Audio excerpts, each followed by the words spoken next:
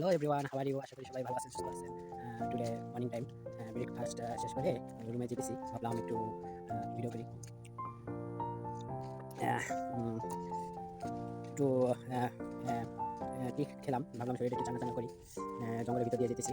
উফ, খুব মশার ভ্যাকসিনের জ্বালা তো থাকা যেতেছে না। অ্যাকচুয়ালি যে পরিমাণে ভ্যাকসিন দিতেছে দিনের বেলা, খুবই বিরক্তকর।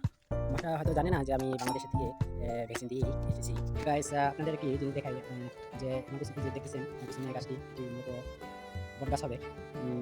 বটগাছটি খুবই বিশাল, প্রায় 40 বছর আগে পুরনো বটগাছ। গাছটি আহ, শুনেছি যে এই গাছটিতে নাকি ভূতের থাকে।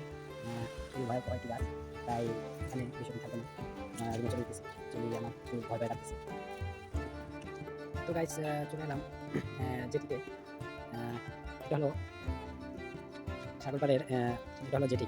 এই বোটটাতে করেই আমরা মূলত মাকুসি যাই। যে দূরে দেখা যাচ্ছে এটাই মাকুসি। যে পরিমাণ ভ্যাকসিন খেতেছি, আহ, কি আর বলবো, মশাগুলো বড্ড সাকারা। মশাগুলো জানে না যে আমি বাংলাদেশ থেকে ভ্যাকসিন দিয়ে মূলত এখানে এসেছি।